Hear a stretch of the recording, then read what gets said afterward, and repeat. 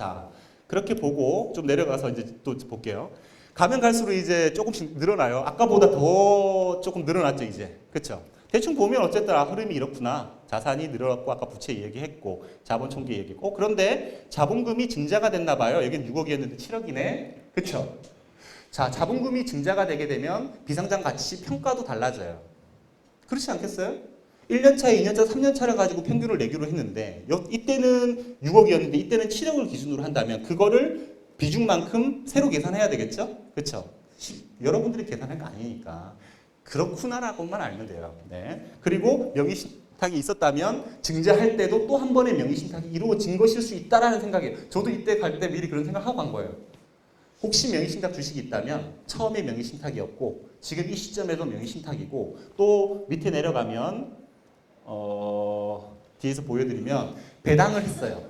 배당했었을 때도 또 명의신탁이에요. 그죠? 자, 그 생각을 하고 있으면서 생각하고 매출액은 증가를 이렇게 쭉 했고 이렇게 했어요. 숫자로만 보면요 모르겠어요. 잘 갔는지 얼마나 됐는지. 그래서 비율 분석을 하는 거예요. 그죠? 그냥 비율 분석하면 그거 뭐 그것도 숫자인데 별거 없는데 이해가 되기 시작하면 그 비율 숫자 하나가 전체적인 설명을 열심히 해주고 있는 거거든요. 자, 그러면 오른쪽 보세요. 성장성 마이너스였다가 플러스 매출액 증가율 급격하게 성장했네요. 순이익도 급격하게 성장했고 마이너스였었구나. 영업이익률 기본적으로 선회하고 있고 ROE나 ROIC도 마찬가지 이익률이니까 높아지고 있을 거고 부채 비율은 높아졌네요. 그렇죠? 당연하죠. 자기 자본 비율이 아까 떨어졌다면서요. 그럼 부채 비율은 올라갔겠죠. 그렇죠? 이자 보상 배수 이게 아까 이자 그 보상 그 비율 얘기했던 거에 역이라고 생각하시면 돼요. 내가 지금 벌어낸 영업이익으로 10년치의 이자를 낼 수 있었고 2년치의 이자를 낼 수 있었고 5년치의 이자를 낼 수 있는 거예요. 그렇다면 이 회사는 이번 연도뿐만 아니라 그 앞의 연도에도 결국에는 영업이익을 벌어들여서 영업이익이 돈이 다 남는 게 아니잖아요. 영업이익 밑에 영업의 비용 다 빼고 나서 남은 게 또 당기순이익이에요. 그게 다 현금이 아니에요 또. 그런데 그 위에 있는 영업이익으로 이자를 내는데 2년밖에 못 냈던 거예요. 작년에는. 어디예요? 2년, 2.7년, 3년도 안 되는 정도밖에 안 됐던 거죠. 지금은 높아졌네요. 그러면 그런 부분들은 좀 개선된 거구나. 업계에 비해서는 낮은 거였다고 봤지만 작년에 비해서는 노력하고 있구나. 제가 어제 말씀드렸던 그 동생 160kg인데 사람들이 보면 막 뚱뚱한 그런 소리 하지 마. 얘 20kg 뺐어. 잘했어. 이렇게 한다고 했잖아요. 그쵸? 나 자신에 대한 평가인 거죠. 자, 그 다음 매출 채권 회전율 2.87밖에 안 된다. 그 다음에 재고자산은 여기는 어마어마하게 높은데 갑자기 없네요. 뒤에 가서 보면 알겠지만 재고자산이 없는 회사예요. 왜? 엔지니어링 회사니까 재고자산이 없는 거예요. 그렇죠? 자, 뒤에 가서 또 좀 더 말씀드리고 어쨌든 회전율은 높아야 된다. 자, 그리고 나서 영업현금 흐름으로 봤더니 마이너스 3억 8,600만 원이에요. 결국에는 이 회사는 현금으로 보면 연말 기준으로 했었을 땐 현금이 없다라는 얘기죠. 그렇죠? 자, 그래서 경상우 현금은 다음 페이지 내려가 주세요.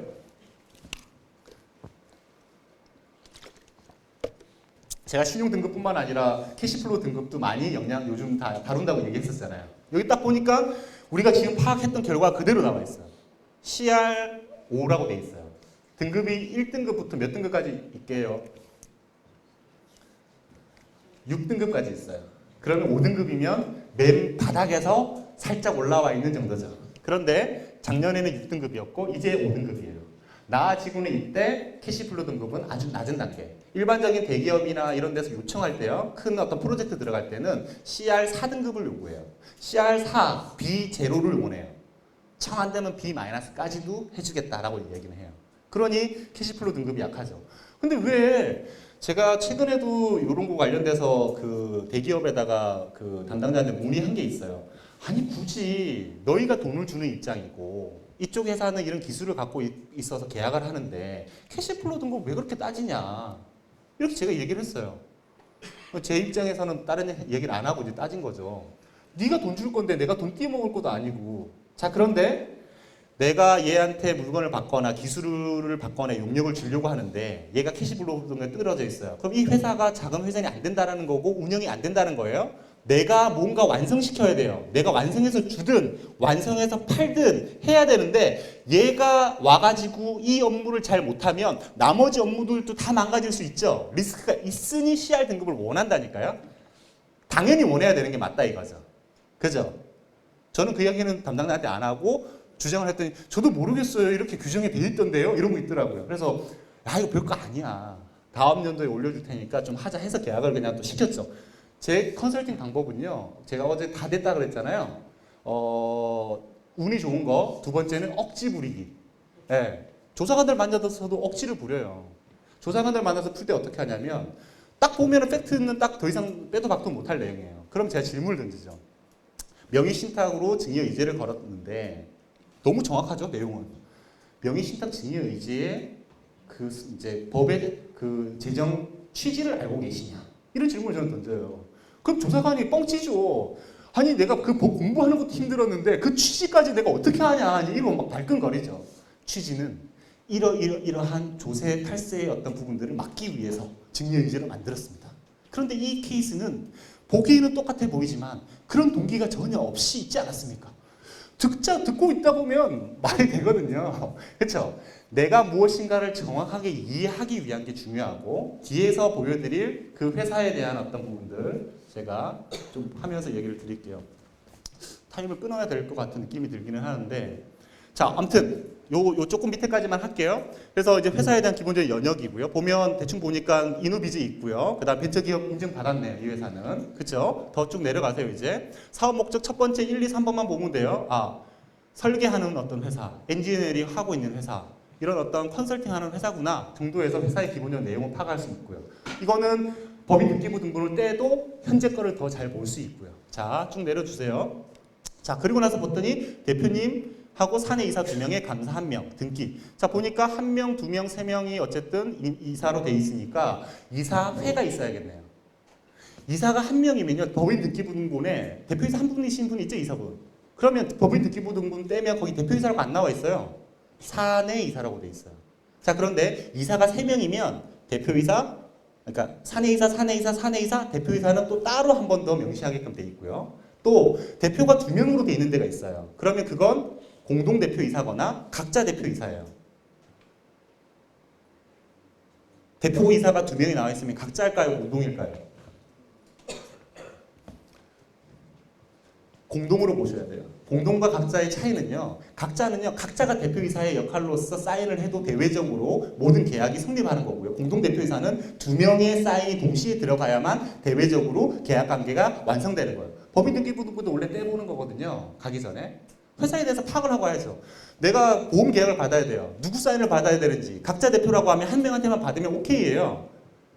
법인 계약이니까. 그런데 둘이가 공동대표라고 한다면 두 분과 다 받아야 돼요. 그쵸? 그거를 하기 위해서 파악을 하는 거고요.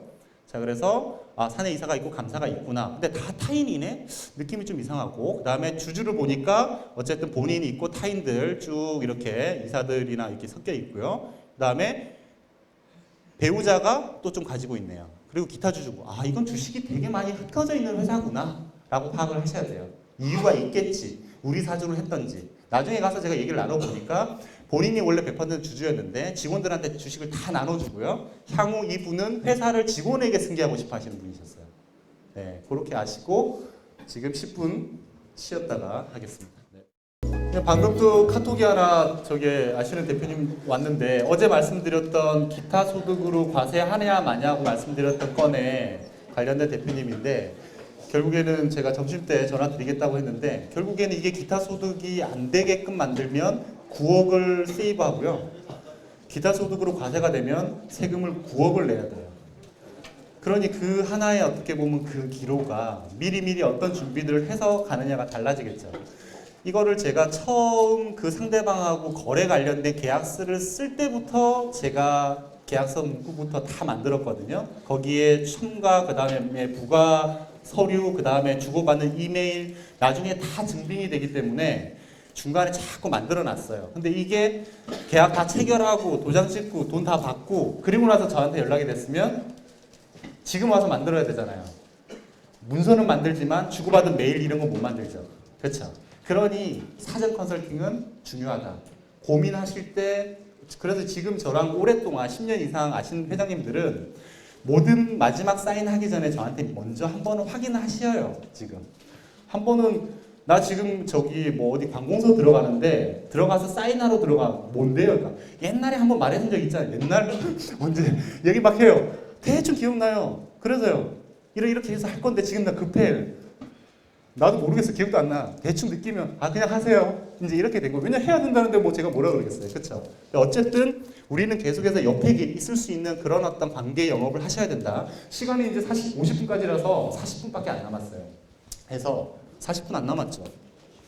35분 남았네요. 제가 빨리 좀 하고 나머지 것들은 좀 다 추가로 또 사실 교육 일정을 하나 또 준비를 하고 있어요. 예, 그렇고 또 조금 볼 수 있는 건 동영상으로 좀 제작을 하는 걸로 해서 할게요. 자, 그래서 어쨌든 대충 좀 넘어가요. 내려가세요. 그냥 쭉 내려갑시다. 이제 쭉쭉 갑시다.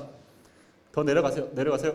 아, 여기 있다. 자, 보니까 사업장 세무 현황을 봤더니 여기에 사업장이 있는데 밑에 사업장이 여기 있잖아요. 이게 본인 소유로 돼 있네요. 그렇죠? 본인이라고 하면 법인 본인 소유인 거예요. 그렇죠? 개인 소유가 아니고. 쭉 내려주세요. 네, 이런 상황들을 좀 알고 있어야 되니까요. 자, 그리고 구매처 계속 내려가세요. 쭉쭉 내려가세요. 자, 스탑. 1위가 보니까 이 회사에 대해서 잘 모르면 1위 회사를 보면 돼요. 2위 회사를 보면 돼요. 3위 회사를 보면 돼요. 1위 보니까 현대인지니어링이네요. 그러면 우리가 조그만 회사가 뭘 하는지 몰라도 큰 회사는 대충 뭐 하는지는 알잖아요. 현대인지니어링이 여기 1위구나. 그러면 그 비슷한 일을 하겠다 정도 생각하고요. 쭉 내려가세요. 스탑. 자, 대충 볼 것만 계정 과목만 보고 넘어갈게요. 자, 재무상태표에서는 쭉 가다 보니까 현금 중요하죠. 우리한테는 쭉 봤더니 현금이 10억 맞죠? 10억 있네요. 그죠? 현금 다행이야 라고 생각하고 10억 있으면 어쨌든 보험 가입할 때는 현금이 좀 있어야 되니까 쭉 내려가요. 내려가다 보니까 단기 예금 조금 있고요. 그 다음에 매출 채권 아까 얘기했던 회전율이 좀 약하다 보니까 94억이에요. 그죠? 매출 채권이 연말에 이렇게 남아있으면 야 우리 올해 이제 털어야 되는데 매출 채권 좀 이렇게 돈 좀 주지? 이게 일반적이잖아요. 그러니까 연말에는 매출 채권이 적게 남아있어야 되는데 너무 많이 남아있죠? 결국에 자금 회전율이 안 좋다라는 느낌이 들어요 벌써. 자 그리고 쭉 오다 보면 주임종 단기 대여금 나오죠. 주주, 임원, 종업원 이렇게 되네요. 주임종, 줄여서 주임종 단기 대여금. 결국 이게 가지급금이라는 의미겠죠? 그죠? 금액은 7,200, 뭐 금액은 얼마 안 되고 4,200 줄었네요. 그쵸? 그런데 이게 다냐? 여기만 있는 게 아니고요. 매출 채권 안에도 숨어 있고요. 위에 있는, 여기는 없지만 재고자산 안에도 숨어 있을 수 있어요. 여러 가지. 여기 안에도 숨어 있을 수 있고요. 그래서 정확한 건 가서 물어보셔야 된다. 잠깐만 올려주세요. 자, 위에 보면 재고자산이 없어요. 그렇죠? 이 회사는 재고자산이 없네. 일반적으로 회사들은 재고자산이 보일 텐데. 그죠? 쭉 내려주세요. 자, 비유동자산 갔더니 스탑. 장기금융상품에 보니까 11억 2천? 느낌이 좀 싸하죠? 네. 보험 크게 하나 가입하고 있구나. 그렇죠? 그렇게 생각하고요. 쭉 내려주세요. 자, 그 다음에 단기 차입금이 갑자기 여기서 3억 5천이었는데 20억으로 늘었죠. 와, 급하게 돈을 땡겼네요. 그렇죠? 그리고 내려주세요. 장기 차입금에 보니까 또 18억 정도 늘었죠. 그렇죠? 거의 한 20억 넘게가 갑자기 늘어난 거예요. 단기 차입금, 장기 차입금. 정말로 의미가 있다면 장기 차입금으로 빌려야 되는 거잖아요. 아니면 단기로 빌리겠죠. 그러면 이 회사는 돈을 매출 채권이 회수가 안 되다 보니까 급하게 돈을 어쨌든 끌어와서 사업에다 밀어넣고 있는 거예요. 이러다가 상대 회사가 부도가 나서 받을 돈을 못 받으면 회사는 바로 망가지는 거예요. 그렇죠? 그래서 이런 것들에 대해서 조금 관리를 하고 시스템을 내부적으로 만드셔야 된다는 것들도 이야기거리가 돼요. 쭉 내려주세요. 자, 하다 보니까 쭉 내려주세요. 쭉 보니까 미처분 이익이 얼마인지만 대충 보여요. 14억이네요. 회사가 14억 7천 정도의 미처분 이익이 있구나. 그러면 회사를 예를 들어서 그냥 단순히 정리한다고 하면 대충 한 7억에서 6억 정도는 세금을 어쨌든 내야 되는 상황이구나. 그죠? 다음 제가 표에서 보여드릴 건데 미처분 이익이 있다고 해서 현금이 있는 게 아니라고요. 그렇죠? 그래서 그거에 관련돼서 세금을 낼 수 있는 방법이 없을 수 있어요. 그래서 우리가 말씀드리는 건 정리는 해나가고 줄여나가는 동안 무슨 일이 발생할지 모르니 대표님이 혹시 뭐 사망하실 수도 있고 아니면 상황이 있을 수 있으니 돈을 좀 모아놓자. 근데 또 모아놓는 게 급하게 모을 때는 뭐가 필요해요? 종신보험이나 보장성으로 모으는 게 더 빠르잖아요. 그렇죠?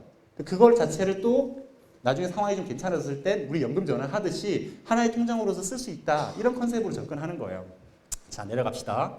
자, 손익계산서 보니까 여기서 스탑. 상품 매출이 있고 용역 매출이 있네요. 자, 아까도 말씀드린 것처럼 여기는 상품 매출이에요. 상품은 내가 외부에서 그대로 갖고 와서 어떠한 제조 공정도 거치지 않고 소분이나 재포장이나 이런 것들도 거치지 않고 그냥 그대로 팔 때 상품이에요. 그럼 이 회사 같은 경우는 엔지니어링을 하다 보니까 그에 맞는 필요한 부품이나 이런 것들이 있겠죠. 그거를 외국이나 이런 데서 공급받아가지고 그대로 조금의 이유는 붙여갖고 팔았겠죠. 그렇죠? 그렇게 한 거고 용역 매출은 여기가 엔지니어링 회사니까 기술을 갖고 있고 그 기술에 대한 인력을 공급하고 인력에 대한 대가를 받으니 용역 매출인 거예요. 그래서 앞에는 뭐 있는데 어쨌든 거의 용역 매출 위주로 되겠죠. 회사가. 그렇죠? 쭉 내려갈게요. 매출 원가 부분 우리 어제 얘기했던 것처럼 기초가 있고 매입이 있고 이렇게 돼 있는데 기본적인 그 매출 원가라고 하는 거 재고 자산이 있는 경우에는 기말 재고와 매출 원가를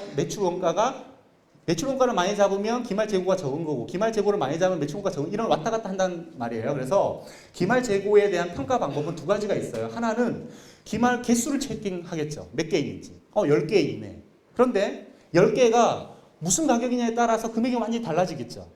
그거에 대한 하는 평가 방법을 어제 말씀드린 것처럼 선입선출, 후입선출, 평균법에 따라서 가격이 다 다르니까 조정할 수 있다고요.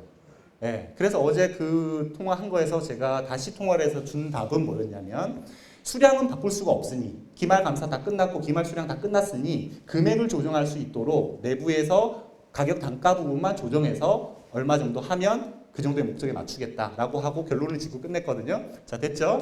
자, 그 다음에 보니까 임원급여가 있네요. 임원급여 7억 7천. 그죠? 지금 같은 경우는 대표자나 임원들이 많지만 대표자가 한 명인 경우에는 이 임원급여 하나로 그 대표자의 급여를 알 수가 있는 거죠. 네. 자, 요 부분도 보고 간다라고 생각하고 내려가세요. 계속 이제. 네. 자, 그냥 쭉 내려갑시다. 이제 시간이 없기 때문에 쭉 갑시다. 이자 뭐 비용 있고 쭉 했습니다. 쭉 해서 뒤에 가면 이익 이념 차 여기서 스탑 잠깐 할게요. 배당을 했네요.